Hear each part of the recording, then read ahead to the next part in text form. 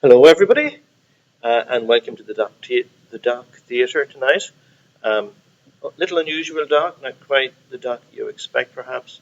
This is my living room, and I'm Padraig Meehan, and I'm presenting the Living in a Leitrim Landscape series, but not quite as we've had it in the doc before with live audience, but the COVID-19 online version. But we have maintained the pattern of having a guest who speaks about archaeology and the archaeology of Leitrim in particular. And tonight's guest is Donna Gilligan. I'm going to say hello to Donna. Hi, Donna. Hi, thanks for having me. Yeah, I'm delighted to have you. And you're a local woman yourself. You're from Leitrim. I am. I'm from just outside Manorhamilton, a village called Lurganboy. A very proud Leitrim woman. Yeah, you and I have not met before, but I know from your history that you're a curator and museum archaeologist, which is a fascinating subject in itself. And you have an amazing story to tell us tonight, a story terribly close to my heart, because it's got the fairies in it, and some Leitrim archaeology as well. That's right. I suppose it's always been a fascination of mine about the relationship between archaeology and myth and legend, the way that people sometimes choose to ascribe those kind of beliefs to archaeological monuments or artefacts, how they link them to folklore and myth. And it's very much the case with the fairy hills of Sheemore and Sheebeg. Great. Well, I won't delay further. I'm just going to let you get into your talk. And I'm really looking forward to this. And afterwards, we might have a little chat. So tonight, I'm going to be talking about finding Fionn Mac Cumhail, the mythology and archaeology of the 1931 Sheebeg excavation. During Christmas week in 1931, a local schoolteacher and a landowner began an amateur excavation of the prehistoric tomb on the hill of Sheebeg in Kiltubrid, South Leitrim. The tomb was locally believed to contain the remains of the legendary figures of Fionn Mac Cumhail and his wife Gráinne. Now, when two skeletons were discovered inside the tomb, national and international interest was raised, with the discovery seen as some to confirm this local myth. The results of this amateur excavation elevated the archaeological site of Sheebeg cairn to a wide forum of public interest and discussion. And it serves as an example of the complex and common relationship between archaeology and myth. So in this talk, I'm going to briefly explore the story of the amateur excavation and its discoveries, and look at the overlaps in Irish mythology with archaeological monuments and artefacts. So just to start with a bit of discussion on Sheebeg and its surrounding landscape. On top of Sheebeg Hill in the parish of Kiltubrid is Sheebeg cairn. This cairn holds a commanding position in the landscape and is close to the hill of Sheemore in the neighbouring parish of Kiltoghert. It has a relatively large cairn. It stands about 5 metres in height, and its diameter at its base is about 38 metres. This grass-covered cairn or mound is thought to cover the remains of a Neolithic passage tomb, one of 7 identified monuments of this type, which are only found in the southern half of the county. And in its surrounding proximity, there are several archaeological monuments, most notably the hill of Sheemore. Sheebeg Hill is located close to the hill of Sheemore, about 4 miles in distance, which is another site of prehistoric archaeological significance. These two hills are known as the Fairy Hills due to their shared Irish place name element of she, meaning fairy. So Sheebeg translates as the small fairy hill and Sheemore as the big fairy hill. Now the hills also share a number of folklore and mythological tales, and the hill of Sheemore is also a platform for 3 passage tombs, which form a cemetery at its peak. And it is possible that the Sheebeg cairn might be a satellite passage tomb of the Sheemore cemetery. Now, to move on to the Sheebeg excavation. When we look at the Sheebeg cairn today, we can see a large oblong-shaped depression in its centre. And this is there as one of the reminders of an amateur excavation carried out in 1931, when Mr. John O'Hara, a local school teacher, and Mr. Peter Connell, the Sheebeg landowner, decided to explore the monument by the simple but destructive method of digging a shaft through the mound from the top in order to uncover what lay inside. Now, later Garda records would record that the hole they dug was about 7 foot deep and 8 foot in circumference. One of the ways that we know that the excavation happened and how they did this was through a later newspaper report which documents the results of an interview with the excavators. The newspaper report quotes as follows. Starting from the top of this mount, the two amateur excavators dug a shaft for 12 feet down, and there came upon the hollowed out portion of the shell itself.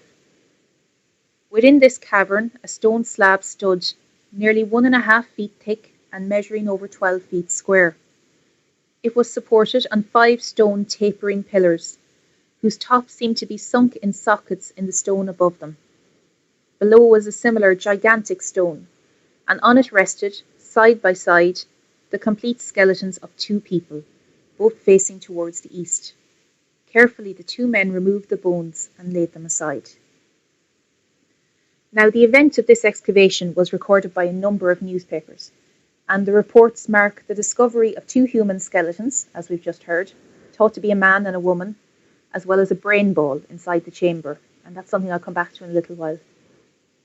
A correspondent from the Irish Times visited the scene of the excavation and produced the hand-drawn sketch that we can see here on the slide of the disturbed cairn and chamber, and this provides the only known visual records of the excavation and the tomb. And the publicity surrounding the illegal excavation went on to arouse great curiosity and excitement, both within the inhabitants of the local landscape and nationally. And it's really because it's following a period of revived nationalism, which had been fueled by the Celtic revival.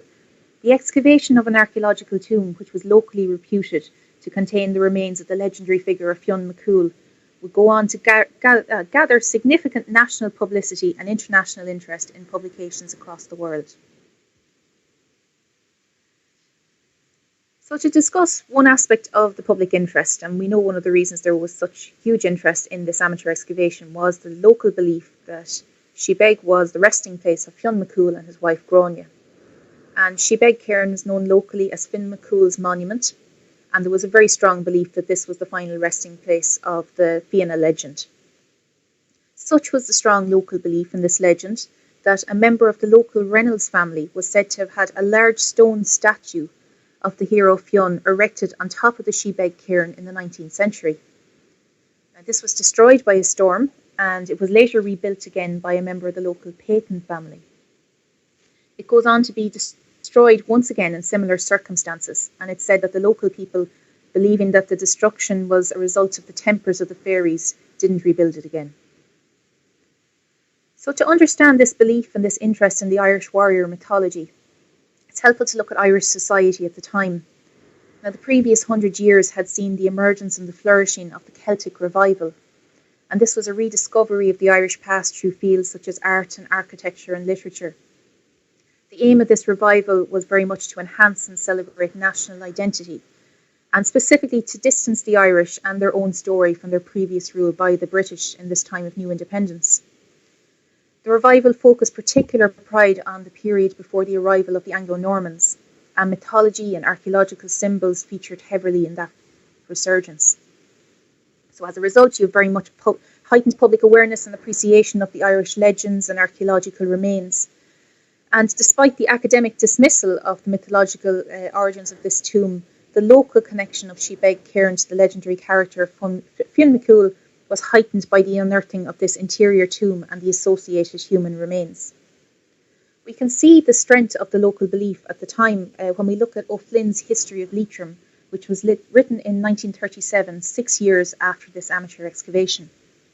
And O'Flynn writes, "A local tradition maintains that after Finn encompassed Diarmuid's death by goading him to fight the enchanted boar on Ben Bulben, the hoary warrior and the fickle Gráinne retired to Sheebeg in South Leitrim and were buried there. The tradition prevailed. A few years ago, a youthful archaeologist excavated the tumulus on the side of Sheebeg, which this tradition associated with Finn and Gráinne, and unearthed 2 skeletons lying side by side. This fact is regarded by many as a striking confirmation of the old belief."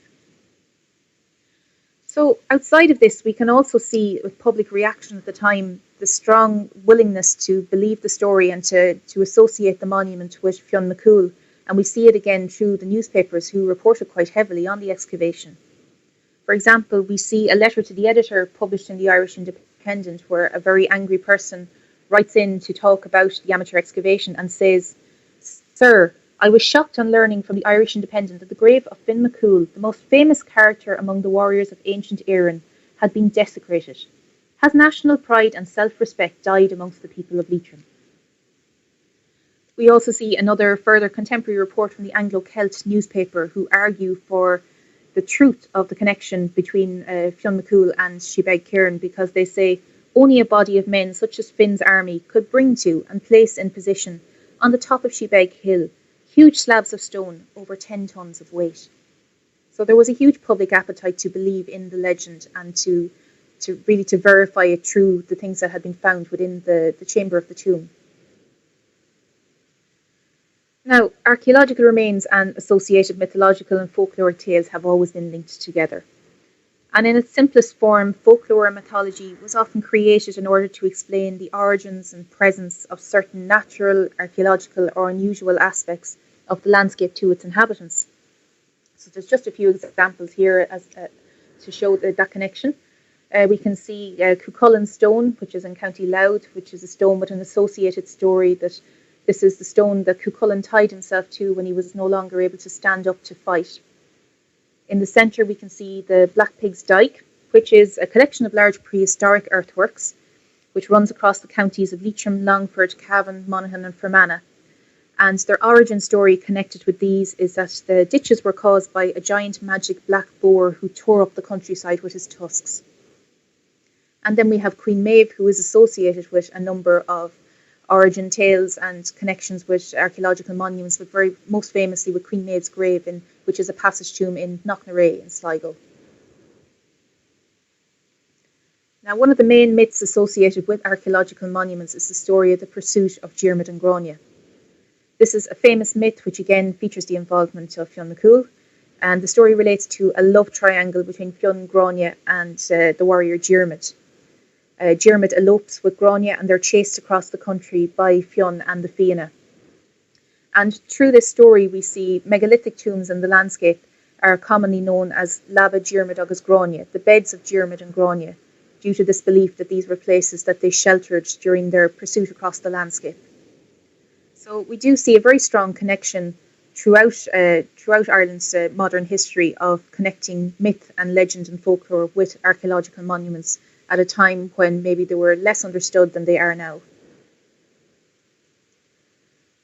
We can very much see this in a fabulous archive for the Dúchas schools collection, which was put together in 1937 and 1938, where school children collected stories from their locality and folklore and traditions.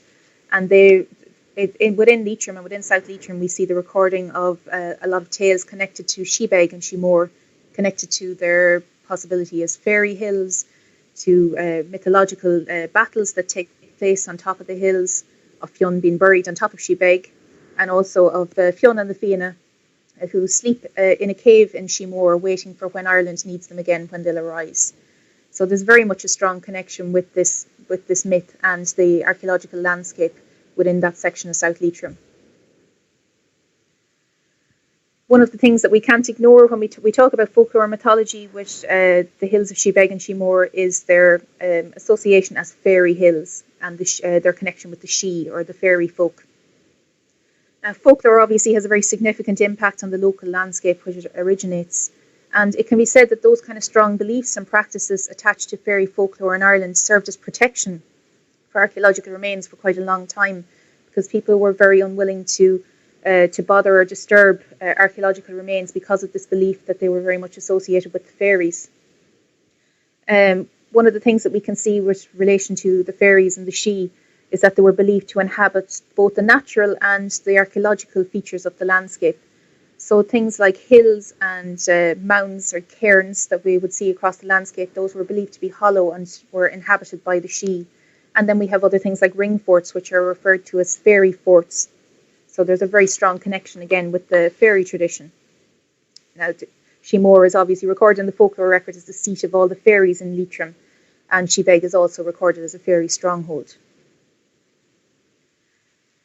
Now, so to come back to the excavation, because this was an amateur excavation and there was no archaeological report completed or published, One of the main sources for information we have for this comes from the contemporary newspapers, and they reported very widely on this excavation. The news was soon leaked to the local and national press, who excitedly reported the discovery. An interview published in the Irish Times noted the pride of the excavator and the landowner Peter O'Connell at the completion of the excavation, which he boasted had taken them 4 full days to complete, days in which he had in consequence done no work on his farm. The Irish Daily Telegraph recorded the perils of amateur excavation with the report of an alleged incident of how John O'Hara had become trapped during the excavation. This is the other excavator. And while excavating the interior of the cell, a large amount of clay had fallen on him and trapped him, and he had to be liberated by a number of people who had come to help him. But in general, as we can see, these are some of the newspaper headlines we can see in the slide. We can see the excitement. So we can see the headlines that read, "Where Fionn Mac Cumhail lived, after 2,000 years, royal remains found in Leitrim, and the grave of Fionn Mac Cumhail at Sheebeg, County Leitrim." So there's a very strong connection of Fionn when reporting the excavation of the tomb. One of the things that really surprised me was that this excavation actually garnered quite a bit of international newspaper coverage. When you think about an excavation happening in quite a small part of South County Leitrim in 1931, they thought that the news of this discovery would make it across the water to quite a number of countries. You can see that it made headlines in articles and newspapers as far afield as New York, Utah, and Ohio in the United States, and even in Canberra in Australia. Now, this was a slightly different form of reporting that you can kind of get an idea from by looking at the slides, but there was very much an emphasis on the romanticism and the heroic aspects of Irish myth in connection to the site. And you can see that the articles made use of very romantic and beautiful illustrations which focused really on the myth rather than the excavation of the tomb and what was found there. So to come back to professional criticism of this illegal excavation, the news of the excavation was obviously met with disapproval by the National Museum, and the director, Dr. Adolf Marr, publicly spoke out against the interference. And he stressed that the unofficial excavation of the cairn breached the relatively new 1930 National Monuments Act, and that the excavation by unqualified amateurs would lead to destruction of the monument and possibly an overlooking of potential artefacts. And Marr quite quickly spoke out too to dispel the popular belief that further excavation of the mound would uncover treasure. R.A.S. McAllister, a prominent archaeologist and academic who excavated the Carrowkeel passage tombs, spoke out to dispel the idea that the tomb held royal remains, and he called the excavation a well-meaning but audacious attempt on the part of the local men. The National Museum of Ireland records show that the Gardaí were informed of the actions of the excavation quite shortly after it began, and they moved to close down the works. They interviewed the perpetrators, and they installed representatives from nearby Keshcarrigan to keep the site under protection and observation. They also took approximate measurements of the tomb and the entry shaft. And one of the things that's fascinating about the need to bring Gardaí in was one of the reasons behind that was the immense public interest in people for visiting the excavated cairn. A number of records note that there were hundreds of daily visitors and a persistent tide of public visitors who wanted to see the discovery for themselves, and they continued to visit even after the site was placed under Garda protection. Now, to comment, I suppose, that the illegality of the Sheebeg excavation, it was illegal and it was carried out by untrained people. And while I can't condone the actions of the excavators, it's only fair to highlight the fact that this is very much a period of where the scientific methods of archaeological investigation and excavation were still very much in their infancy. Many of the antiquarians and the early archaeologists at this time used unsuitable excavation methods which were unprofessional and damaging. And really it wasn't until the mid to late 30s that Irish archaeologists started to be properly trained in archaeological excavation techniques, and this was aided by projects such as the Harvard Archaeological Expedition in Ireland. Now, to talk about the National Monuments Act, which had been mentioned by the National Museum, prior to the establishment of the National Monuments Act in 1930, several Irish archaeological sites had been subjected to damage and destruction through amateur exploration attempts, such as this one, as well as a consequence of land clearance and materials reuse. The absence of legal stipulations for monument protection and enforcement, as well as a lack of a full-time inspector for this role, meant that regulation and prevention of such practices was very difficult to maintain. So in 1930, we see the National Monuments Act and the appointment of Harold Leask as the first full-time inspector of national monuments, and this brought in an official system of protection for the archaeological monuments throughout the country. And one of the things the Sheebeg excavation does is that it demonstrates the lack of awareness or understanding of the relatively new legal act amongst the wider public at the time. As I'd mentioned a little bit before, the archaeologist McAllister described the excavation as a well-meaning but audacious attempt of local men, and he also says who were ignorant of the terms of the recent Act of Parliament governing such excavations. The Irish Times reports that the incident highlighted that in many parts of the country, whole communities of people are totally unaware that it is a punishable offence for unauthorised persons to carry out excavations or research work. But it's also interesting to note that quite a few of the newspaper articles detailing the excavation don't actually mention that it was an illegal excavation, which leads us to think that maybe they weren't necessarily that aware of it themselves. But it did help to publicise the illegality of amateur excavation on archaeological sites to those who previously hadn't been informed of it. Now, so the excavator's rebuttal. So following all the media attention, John O'Hara, who was one of the team of excavators, the schoolteacher, took the opportunity to print a personal rebuttal in the newspapers to the criticism of his actions and the knowledge of his role as excavator. Now, prior to this, it had been assumed that the two men who excavated the tomb had no knowledge of archaeology and not necessarily a cogent idea of what they were going to uncover within the tomb. But O'Hara's account actually reveals that he'd previously studied archaeology at UCD. He'd actually studied under McAllister, the archaeologist I'd mentioned earlier. And he seems to have possessed quite a rudimentary knowledge of the local archaeological landscape, and as well as a knowledge of what he might have uncovered within his excavation. O'Hara took pains to dismiss the earlier report that the mound had caved in and he'd been trapped, and he defended his credentials as an excavator. So what we see from the account, again published in the newspapers, which is really the only way that we have a lot of the information from this, is that he had a basic familiarity with Irish archaeology, and with saying that he might have exercised some degree of caution throughout the excavation. Now, so what did they find? The excavated material. If we have a look at what was found within the cairn, we know that the Gardaí report of the uncovered stone chamber proposed the existence of a large internal tomb. The report gives measurements of the tomb chamber as 5 foot 6 inches long, 3 foot wide and 4 foot in height. And as the excavation was suspended and thus incomplete, it was shut down quite soon after it had begun. It's also probable to suggest that there might have existed a further passageway beyond the unearthed chamber that we know about. So based on that estimated large size of the chamber, it's very probable that Sheebeg cairn definitively belongs to the passage tomb class of monument. Again, the main information, what we have was found in the tomb, mainly comes from the newspaper articles at the time. They mention 2 skeletons, which were assumed by O'Hara to be a man and a woman. And it's notable that they mention, when they talk about the skeletons, that the woman appeared to be somebody of great beauty, and the man had a particularly thick skull, which again, if you're fitting this in with this idea of Irish legend and myth, and you're trying to convey an idea of what a warrior king and his wife might look like, it does tie in quite well. One of the other things we know that was found within the tomb is a jumble of assorted bones, and it's unclear whether those were animal or human, and a few limey pebbles, and we'll look at those in a moment. Now, the human remains found within the chamber inside the cairn were removed by Cumhail and O'Hara. The on-site report that was carried out by the Irish Times representative records their visit to the landowner to a whitewashed room in an outbuilding. And the reporter says, "In a box in the corner and on a table near the fire rested a remarkable assortment of human bones of varying shapes and sizes. These," Mr. Cumhail explained, "were the bones of the skeletons which he and Mr. John O'Hara of Swanlin Bar had discovered in the cairn of Sheebeg during Christmas week." Now, there's also an indication based on a tale within the Dúchas School's archive that the public could visit the bones for a small fee. So that would be one of the reasons for them being shown within an outbuilding. Now, unfortunately, those bones were never recorded or fully deposited in their entirety to the National Museum.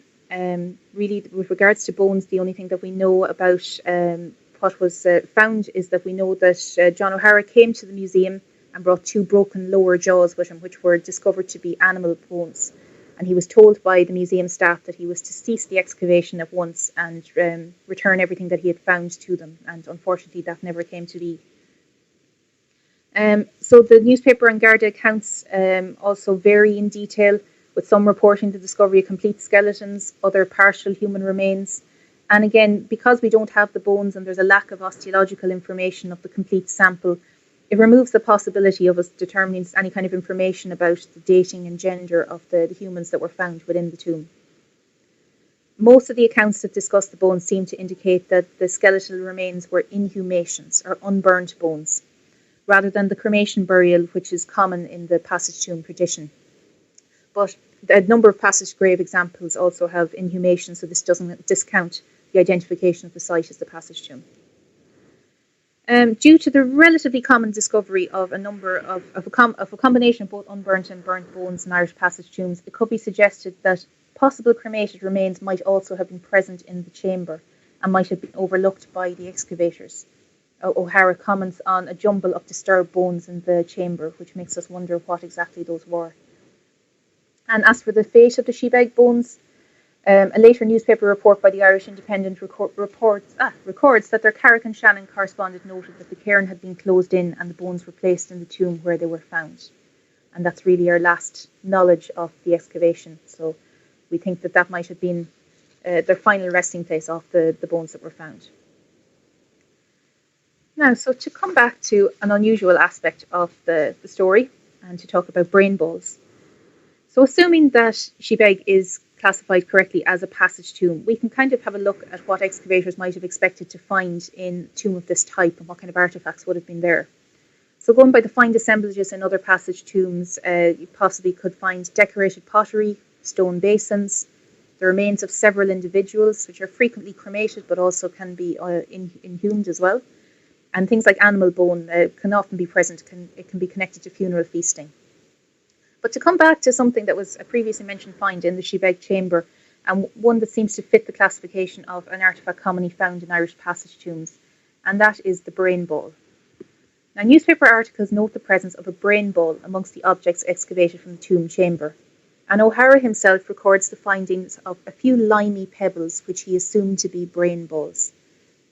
This whole title of brain balls, which is often also referred to as sling stones, corresponds to an antiquarian term, and it was previously allocated to small spherical stone balls, which are often found in archaeological contexts. Now, the suggestions for their origin and the use of this type of artefact has varied widely in the interpretive records.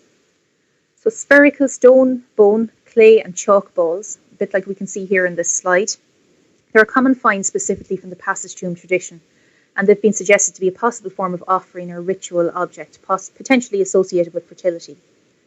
Now, similar objects have also been discovered in a number of other archaeological contexts from a range of dates, and sometimes they're thought to have been a form of weapon ammunition in conjunction with the use of a sling. But the specific use of the term brain ball alleges to the belief in the existence of a legendary Irish warrior custom. And this custom states, and I quote, "Whenever one champion slew another in single combat, it is stated that he cut off his head, if possible, clove it open, took out the brain, and mixing this with lime, rolled it up into a ball, which he then dried and placed in the armoury of his territory or province among the trophies of his nation."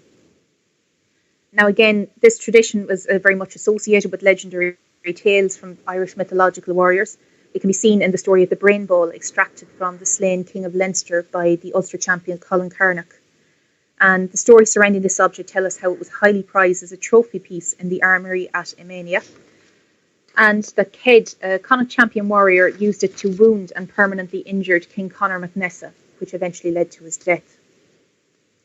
Now, it's important to note that further example of this phenomenon of brain balls in some archaeological contexts have resulted in interpretation which potentially identifies some of them which were previously thought to relate to this type as possible coprolites, so accumulations of dried animal remains or droppings. Now, the brain ball discovered in the Sheebeg chamber was never witnessed by a museum representative. There are no photographs, and it was never submitted to the museum following the excavation. So it's very difficult for us to ascertain the veracity of the find as well as the truth behind the discovery. In an account written by John O'Hara, he says, "A few small limey pebbles were found.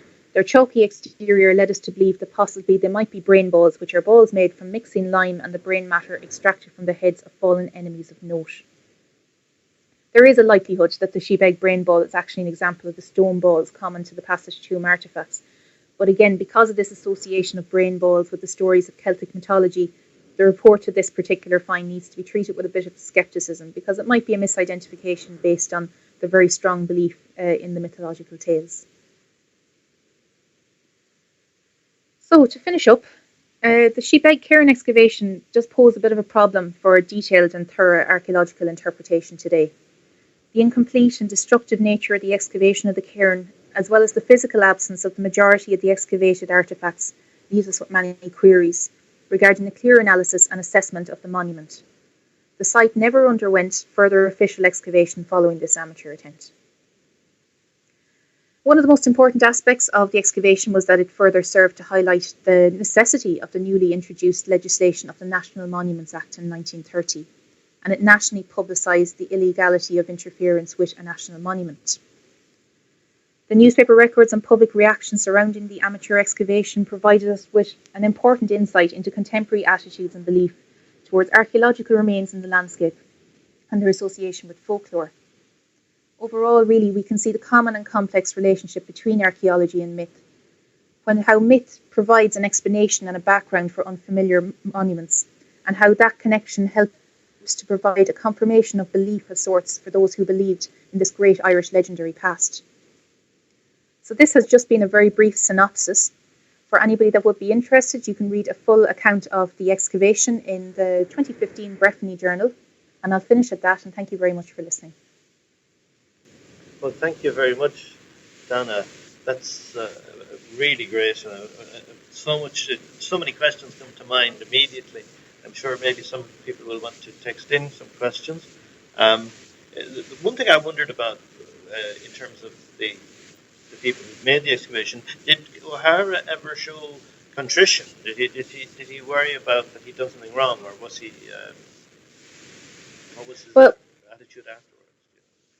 We have there's limited interviews with him really, but by reading his rebuttal, he wasn't contrite. He was the rebuttal was very much a case of saying that he had the knowledge required, he had taken the care needed, and he knew what he was looking for. So it wasn't really a case, I think, of offering up an apology. He was really, I suppose, backing up his credentials when he wrote his rebuttal. So I mean, that's one of the things, the insight that you've given us, is that it wasn't as utterly amateurish and naive as might be thought.